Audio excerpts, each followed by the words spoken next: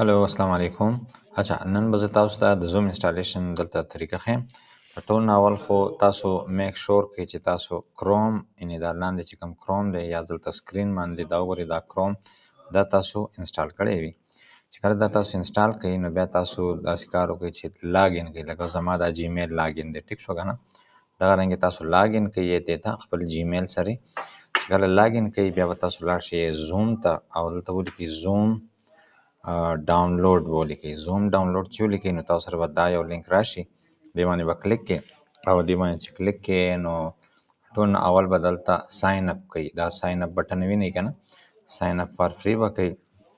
کله تاسو ساین اپ کوئ نو تاسو به دلته یو فارم به تاسو ته راشي، هغې کې به تاسو خپل ایمیل ولیکئ. فار ایگزامپل زه لیکم hayat.mcc@gmail.com ما ولیکلو، ټیک شو، او دا به زه کنټینیو کوم. دا چې تاسو ایمیل ولیکئ نو تاسو نه به دلته به یو کوډ راشي، هغه کوډ به تاسو په خپل جیمیل کې روچت کوئ او هغه به هلته واچوئ. زه دا دی راغو کوډ ماته، ټیک شو، دا دی کوډ ماته راغو. دې ماته څه وایي؟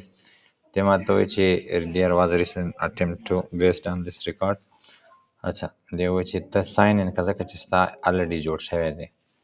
نو چې کله دغه ورکو موږ دا میسج دلته دا نمبر ورکو، بیا به موږ نه بیسیک تپوسونه وکړي او چې کله ده وکړي نو موږ ته به یو زوم چې دی نو هغه هم ډاونلوډ شي. یو منټ دلته زه راغلم، دا دی ماته وایي چې ته نوم ورکړه او پاسورډ ورکړه. نو زه دا ورکوم hayat.mcs@gmail.com مطلب ایمیل ورکړه او پاسورډ ورکړه، ټیک شو.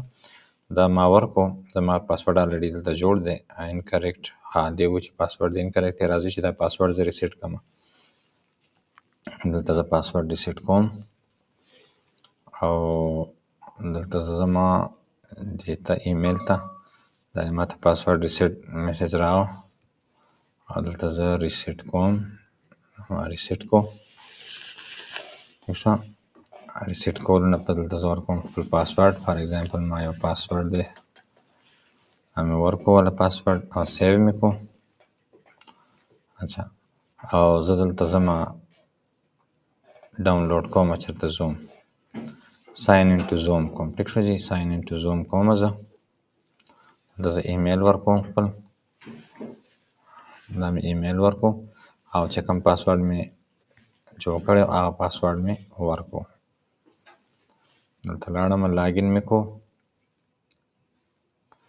اچھا دې نه پس به زه داسې کار وکړم چې زه به ډاونلوډ کړم دا. زه دلته نه هم کنیکټ کولی شم، خو ښه دا ده چې دلته زه دا ډاونلوډ کړم. دلته ما سره به ډاونلوډ بټن خامخا راشي. ډاونلوډ هوسټ. اچھا دې ځای کې منیج پلان دلته کې مو سره ډاونلوډ راځي. څه شو ډاونلوډ؟ زه به بیا لاړ شم دلته ډاونلوډ دپاره. زه به نوي براوزر کې بیا ټرای کوم. ډاونلوډ زوم او دلته ځمه ډاونلوډ زوم فار وینډو، دې ځای ته ځمه. ډاونلوډ سنټر دلته راغلم او زه به 64 بیټ والا ډاونلوډ کوم، ټیک شو. دا دی زما ډاونلوډ سټارټ شو او دا 104 MB دی. دا چې څنګه ډاونلوډ شي دا به زه انسټال کړم.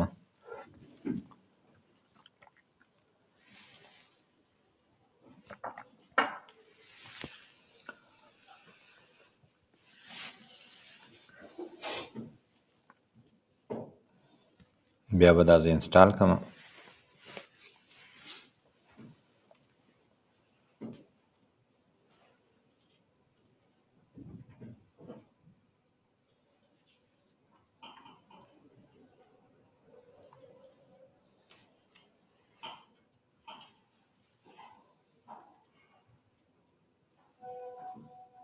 اچھا جی دا زموږ ډاونلوډ سر ته ورسېدو او زه به دا اوس انسټال کړم.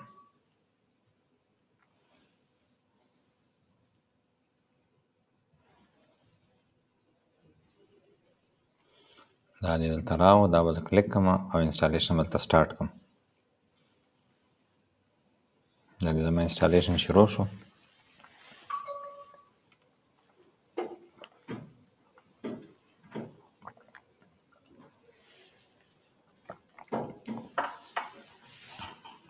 अच्छा, पहले वाला हमने ये जितनी अपॉर्चुनिटी नहीं करते हैं बिल्डिंग करने वाली है ज़्यादा आपने उसमें कुछ नहीं है, सिंपल ही अगर 50 बीपीएस ऑलरेडी प्राइस में, तो अगर 50 बीपीएस का कट आता है तो वो तुम्हारे बिजनेस का कोई रिएक्शन नहीं आएगा, लेकिन अगर 25 बीपीएस आ जाता है तो भी हमारा बिजनेस ट्रेड कर सकता है।